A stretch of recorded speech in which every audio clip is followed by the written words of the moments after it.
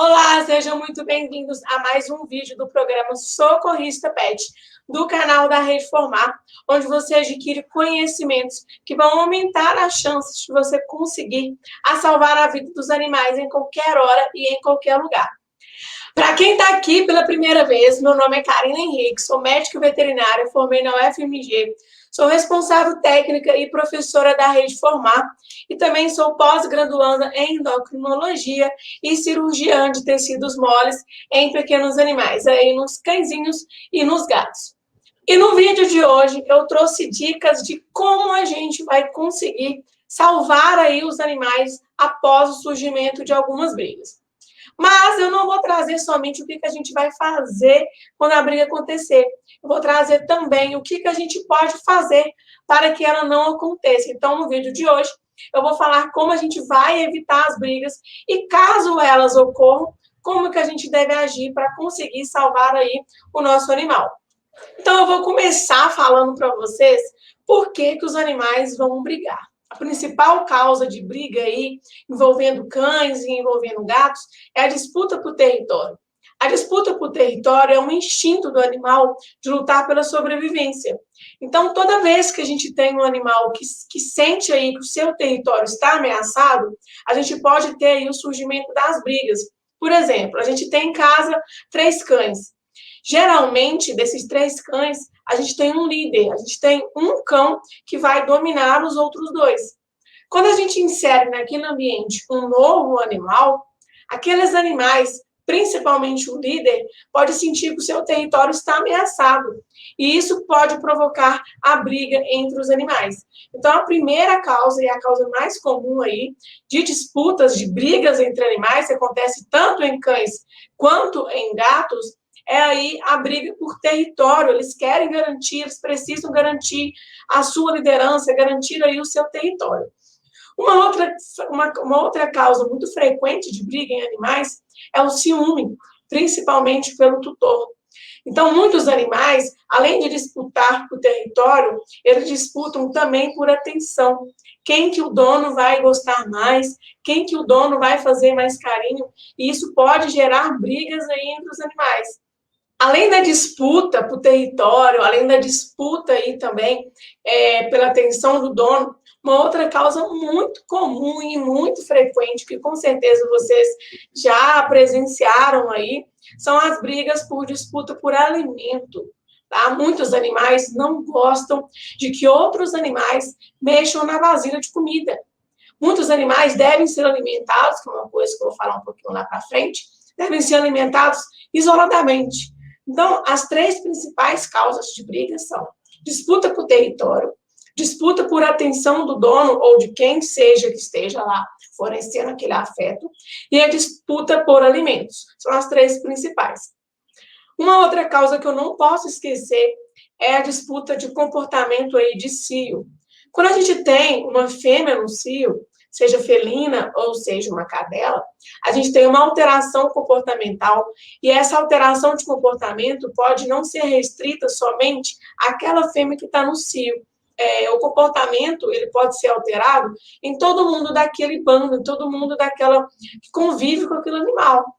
Então, se a gente tem 6 gatos, todos os 6 não são castrados, e uma gatinha entrar no cio, a gente pode ter o surgimento de brigas, porque os feromônios, as substâncias produzidas por aquela fêmea no cio, vai alterar o comportamento de todos que estiverem ao redor. E isso pode aí provocar o surgimento de briga, inclusive, entre machos que vão disputar aquela fêmea. Então, são 4 causas que eu trouxe aqui, que são causas muito frequentes de briga nos animais, e diante dessas causas de brigas, eu vou começar a falar agora como a gente vai prevenir o surgimento das brigas aí, tanto em cães quanto em gatos. Então, como que a gente vai evitar as brigas? Primeiro, caso você tenha aí um hotel, uma creche, um pet shop, né, um estabelecimento que tenha permanência de animal, a minha recomendação é que você não aceite fêmeas no cio. Porque a gente acabou de ver que fêmeas no cio pode alterar o comportamento dos animais que estiverem próximos. Então, a gente vai evitar receber fêmeas no cio dentro do nosso estabelecimento, porque isso pode provocar brigas. Principalmente aí em hotéis em que os animais pode ser que os animais estejam soltos. Caso você receba, é ideal que você receba aquela fêmea isoladamente. Ah, mas é só eu separar os canis. As substâncias, os feromônios produzidos por uma fêmea no cio, eles são muito facilmente transportados aí para o ambiente. Ele não é uma coisa que vai estar somente naquela fêmea.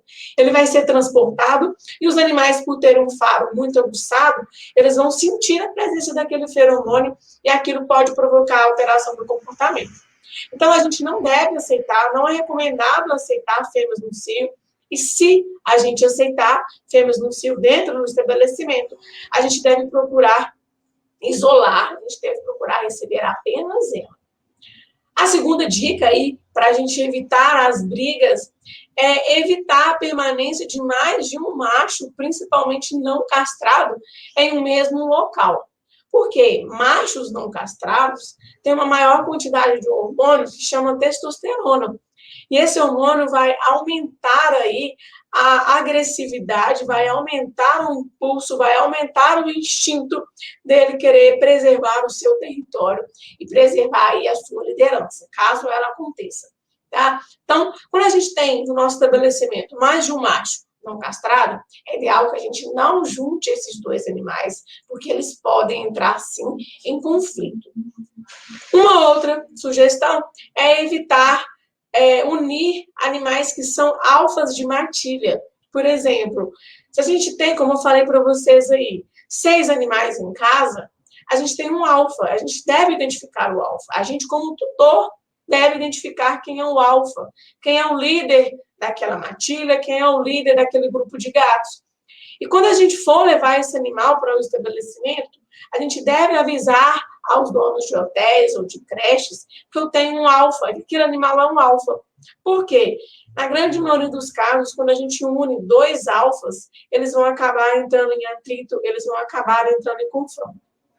Uma outra dica muito importante também é que a gente evite, caso a gente não conheça os animais, fornecer alimentação conjunta.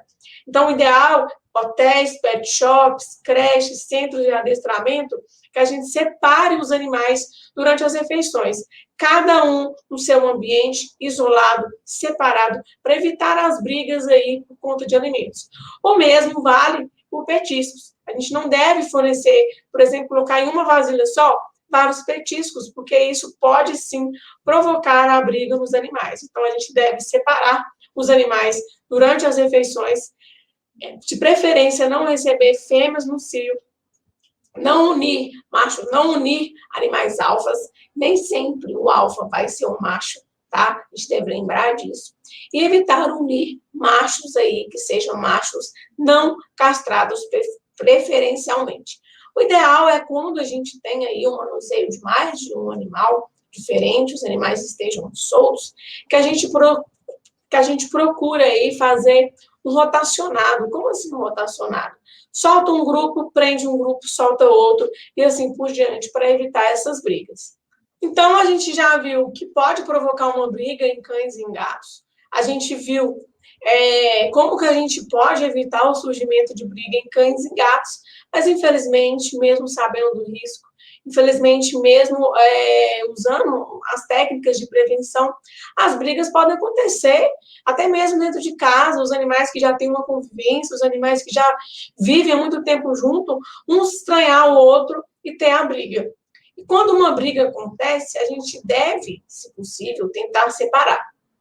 Para tentar separar uma briga, a gente tem que tomar muito cuidado, porque alguns animais, eles podem, diante de uma briga, caso você não tenha uma conduta correta, ele pode te atacar, ele pode pode soltar aquele alvo e ir atrás de você. Então, a gente tem que tomar esse cuidado ao separar uma briga de 2 animais, principalmente de 2 cães, porque eles podem se soltar e ter você como alvo, caso você não age corretamente. Muitas pessoas jogam água nos animais durante as brigas.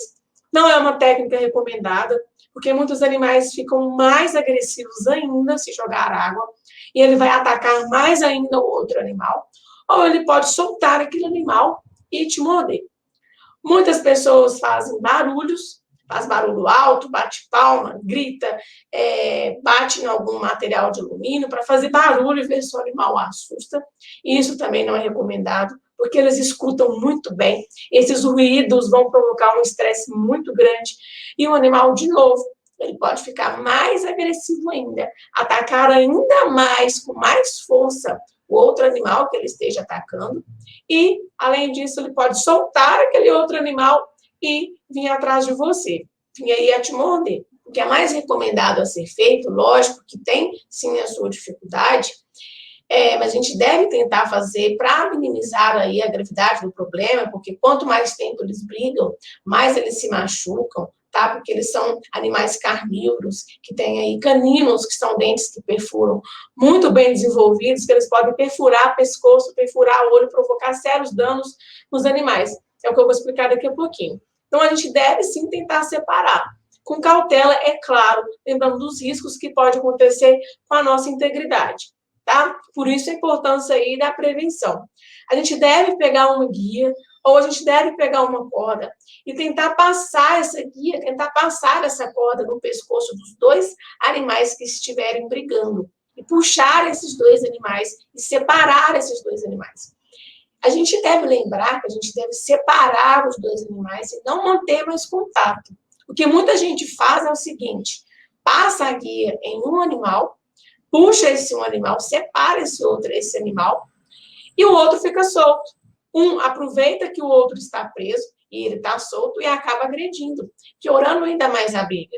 Então, a gente deve afastar, com a utilização de uma corda ou a utilização aí de uma guia, os dois animais e separar, cada um num canil diferente, e não deixar que esses animais tenham o contato. De novo, quanto mais tempo esses animais estiverem brigando, mais adrenalina vai ser liberada, que é o hormônio da excitação, mais ele se excita, e a tendência é que um machuque tanto o outro que possa levar aí ao outro. E diante de uma briga, o que pode provocar uma briga aí entre os animais? Lembrando que as brigas podem ser de cão com cão, de gato com gato e de cão com gato, tá? Independente disso, as brigas podem provocar várias lesões no corpo dos animais envolvidos, tá? Pode provocar o que é mais comum, que são as perfurações, tá? Porque os animais, os cães e os gatos, são carnívoros, então eles têm os caninos, que são os dentinhos aí de vampiro, bem desenvolvidos, são dentes que são especializados em perfuração. Então, os animais, eles podem ter várias perfurações. E essas perfurações podem, por exemplo, atacar o olhinho do animal, provocando perfuração de olho e cegueira. Pode provocar hemorragias gravíssimas. Por exemplo, cães têm o costume de brigar e de procurar perfurar a região do pescoço. E no pescoço temos dois vasos muito calibrosos, que é a carótida e a jugular. Se esses vasos forem perfurados, a gente vai ter aí uma ocorrência muito grande, a gente vai ter uma ocorrência muito grave de hemorragia, que pode ser fatal, caso você não tome nenhuma medida. Além da hemorragia, além da perfuração do olho, a gente pode ter episódios de hemorragia interna, tá? Esses caninos, eles podem provocar perfurações em órgãos, por exemplo, baço, pulmão, coração, dentre outras estruturas que são vitais, e pode provocar uma hemorragia interna e até mesmo uma morte.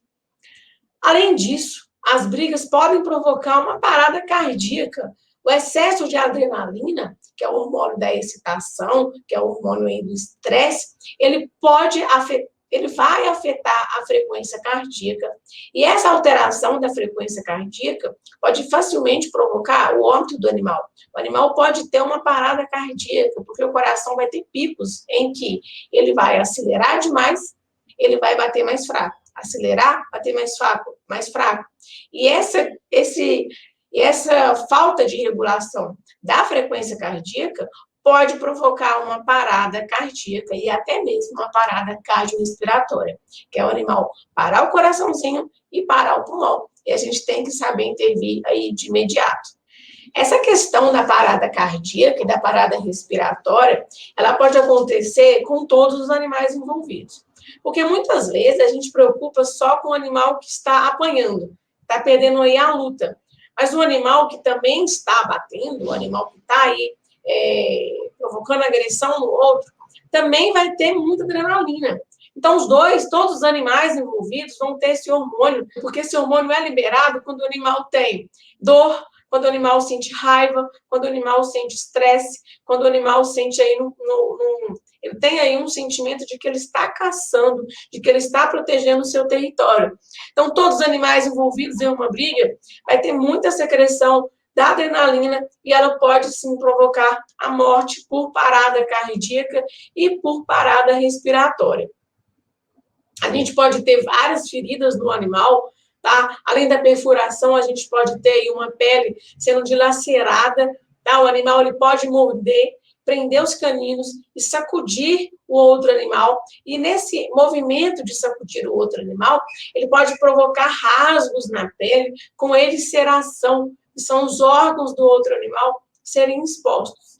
Uma outra coisa que pode acontecer são aí as fraturas, né? Os ossos podem quebrar, porque o animal ele vai ser arrastado, ele vai ser sacudido, vai ter mordedura, e essa movimentação excessiva, essa movimentação grosseira que um animal provoca no outro, pode provocar aí surgimento de fraturas nos ossos. O animal pode quebrar uma costela, pode ter traumatismo craniano, quebrar uma pata. São vários os ossos do animal que podem ser quebrados. Então, uma briga aí envolvendo os animais, elas podem provocar várias lesões no corpinho. Pode provocar desde uma perfuração do olho até mesmo uma hemorragia interna. E a gente deve saber como a gente vai agir diante aí de cada uma dessas lesões que a briga provocar. Por quê? Essas lesões, ela pode provocar o animal a óbito, ou pode provocar sequelas irreversíveis, que são as sequelas que a gente não pode fazer mais nada e que o animal vai ter que viver com ela pro resto da vida.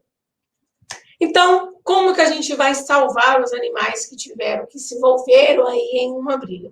O primeiro é tentar separar a briga, porque, de novo, quanto mais tempo os animais estiverem brigando, maiores vão ser as lesões e mais grave vai ser o problema. Então, primeiro é tentar separar a briga e separar os animais para eles não terem mais contato um com o outro, porque após alguns minutos da briga, um ainda vai ter aquele instinto de ainda brigar, de terminar, de finalizar aquela briga. Então, a gente deve separar e manter eles separados por o máximo de tempo que a gente conseguir. Uma outra dica que é fundamental é a gente manter a calma. Se a gente desespera, se a gente fica nervoso, se a gente fica agitado, a gente não consegue raciocinar. Essa nossa agitação vai provocar agitação também nos animais. Então, a gente deve manter a calma, evitar os gritos, evitar barulho, evitar jogar água e conseguir fazer aí a separação. Então, manter a calma e separar os animais são os primeiros tópicos que eu devo deixar claro aqui para vocês que a gente deve fazer para conseguir salvar os animais. Separar os animais, a gente vai fazer uma observação das lesões que possam ter ocorrido. Antes da gente manusear o animal, é importante que a gente espere o animal estar mais calmo, porque, como eu falei para vocês, após uma briga, os animais vão estar em uma agitação, um instinto muito agressivo. E isso pode fazer com que o animal não goste da nossa aproximação e, infelizmente, nos ataque. Então, antes da gente se aproximar de um animal que estava envolvido em uma briga, a gente deve garantir que esse animal já diminuiu a sua excitação de agressividade, para a gente conseguir manusear esse animal com segurança. Estando mais calmo, estando menos agitado, a gente vai conferir as lesões presentes no corpinho do animal. Caso o animal tenha sofrido aí perfurações com hemorragias, a gente deve estancar os sangramentos. A gente vai estancar os sangramentos utilizando uma compressa muito limpa, de preferência esterilizada. A gente vai posicionar essa compressa no local da ferida e a gente vai comprimir essa compressa utilizando uma meia ou até mesmo uma faixa de crepom. E a gente só vai tirar essa compressa quando a gente chegar no médico veterinário. Muita gente, infelizmente, quando está diante aí de um animal com hemorragia, a pessoa pega uma compressa, segura, solta, segura, solta, segura, solta. Não estanca o sangramento. Ela deve apenas comprimir a compressa, amarrar com uma faixa e manter essa compressa até a chegada ao veterinário. Caso essa perfuração tenha acontecido no tórax ou tenha acontecido no abdômen do animal, a gente deve evitar que os órgãos saiam, que os órgãos do tórax ou do abdômen aproveita aquele buraquinho, aproveita aquele espaço e vem para o ambiente. Como que a gente vai fazer isso? De novo, a gente vai pegar uma compressa bem limpa, esterilizada, colocar sobre aquela perfuração e a gente pode passar plástico filme, aquele plástico de cozinha mesmo, para manter aquela compressa bem fixa e manter ela presa em todo o abdômen ou em todo o tórax, para evitar que os órgãos que estão no abdômen ou no tórax passem por aquela perfuração e fiquem no ambiente, aumentando ainda mais a gravidade do meu problema. Caso, após uma briga, a gente tenha uma evisceração, que é quando os órgãos do animal são expostos no ambiente, a gente deve proteger esses órgãos. Em nenhuma hipótese, a gente deve guardar esses órgãos dentro do abdômen de novo, porque isso pode aumentar a chance de morte desse animal. Como que a gente vai fazer quando o animal tiver aí uma evisceração? A gente vai tampar todos esses órgãos com uma compressa esterilizada e vai manter esses órgãos úmidos com soro fisiológico, de preferência que ele esteja aí a 38 graus a temperatura corporal.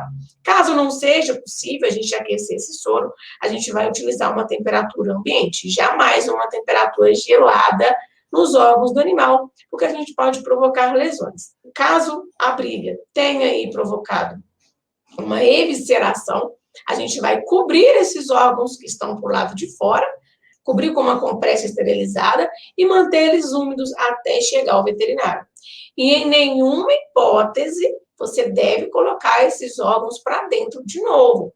Caso você coloque eles para dentro, pode provocar várias sequelas e, na grande maioria dos casos, vai provocar a morte do animal. O prolapso de olho e a perfuração de olho também são ocorrências comuns após brigas. Prolapso de olho é quando o olho do animal fica saltado e fica totalmente para fora. E esse prolapso, ele pode ter sua gravidade reduzida se a gente cobrir esse olho com uma compressa e manter ele aí úmido. Muitas pessoas, infelizmente, têm o hábito aí de colocar esse olho para dentro de novo, e isso não pode ser realizado.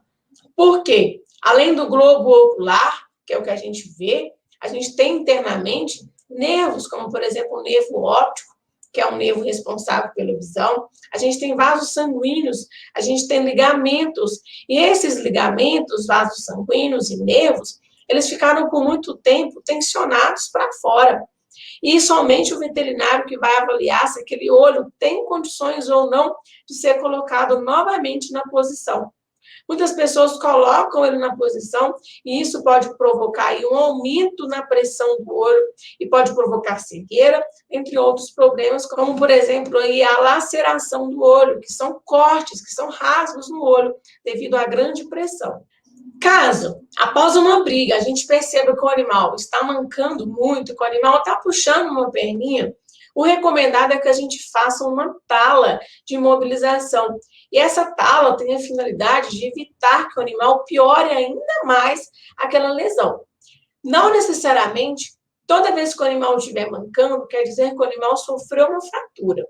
Muitas vezes o animal está mancando porque ele teve uma lesão muscular, uma lesão de articulação, uma lesão de ligamento, de tendão, nem sempre vai ser uma fratura. Todos os casos em que a gente vê o animal mancando logo após uma briga, a gente deve mobilizar aquela pata até a chegada do médico veterinário para a gente não ter aí uma piora no quadro clínico.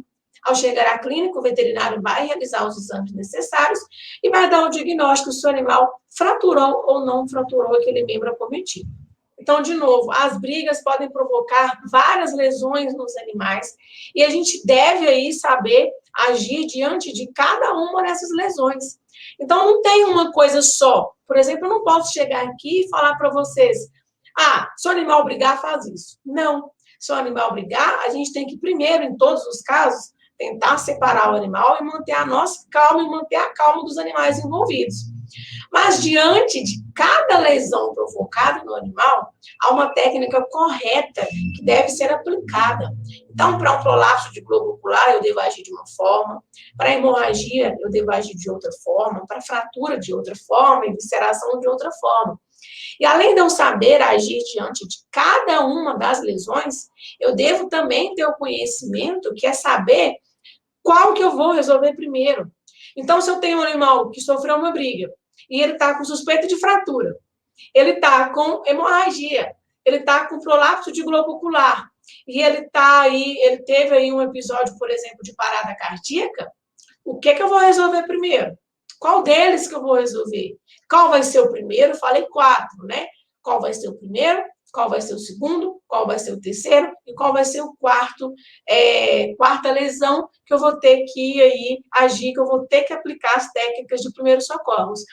Então, para todo mundo que está vendo aqui, que trabalha, de certa forma, que vive aí com animais, né? Sejam as pessoas que têm pet shops, né? Que sejam banhistas, tosadores, que sejam adestradores, que sejam em hotéis, creches, auxiliares de veterinária que trabalham em clínica, alunos de medicina veterinária, proprietários de canis, né, ou de gatis, que tem animais aí, uma quantidade de animais, principalmente animais que não são castrados, e também os tutores de animais, né? Então, todo mundo que lida com o animal aí, de certa forma, todos os dias, deve estar ciente aí dos riscos de uma briga, né, que envolvem aí os animais, por que eles brigam, por que eles brigariam e como que vocês vão proteger, como que vocês vão prevenir o surgimento de brigas dentro do seu estabelecimento e dentro da sua casa.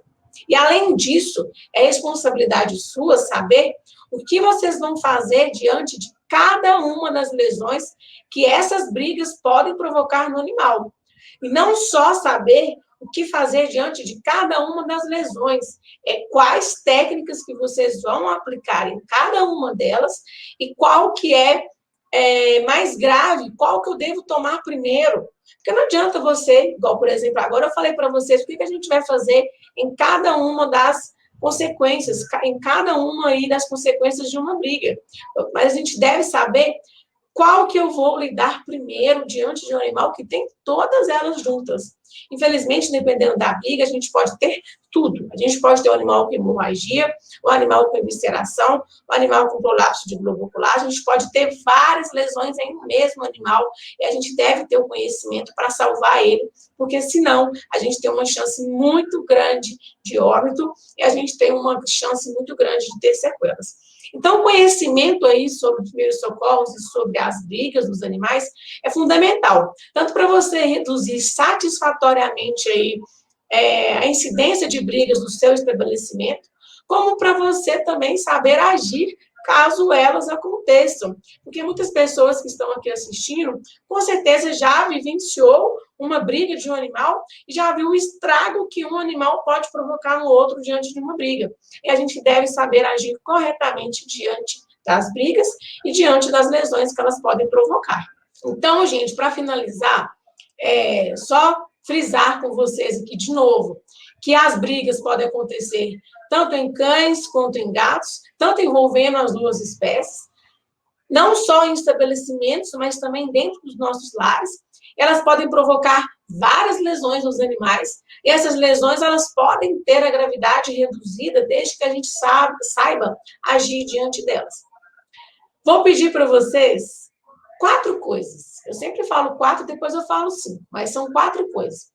A primeira é, caso você já tenha vivenciado uma briga de um animal, que você conte aqui para a gente nos comentários, se já vivenciou, o que aconteceu com o animal, se você conseguiu ajudar de alguma forma.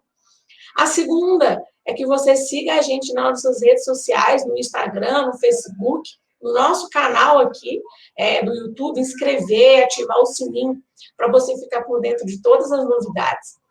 A terceira, que também é muito importante, é se você acredita que outras pessoas aí do seu convívio também têm essa intenção, também têm esse desejo de conseguir aprender, de conseguir ajudar aí a salvar a vida de cães e de gatos, que você compartilhe aí com essas pessoas esses nossos vídeos para a gente conseguir aí formar uma comunidade de pessoas que têm a função, que têm aí um intuito, né, que tem um desejo de conseguir salvar os animais.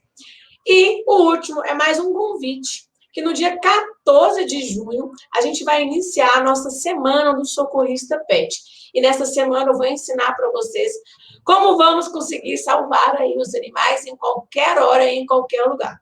Então eu espero vocês no nosso próximo vídeo e espero vocês também aí na nossa Semana do Socorrista Pet. E, de novo, vou pedir para vocês compartilharem com as pessoas que também, assim como eu, têm esse desejo e esse anseio de ajudar os animais, ajudar aí cães e gatos a conseguir salvar e conseguir dar uma nova chance para eles. Então, um beijão para vocês e até o próximo vídeo.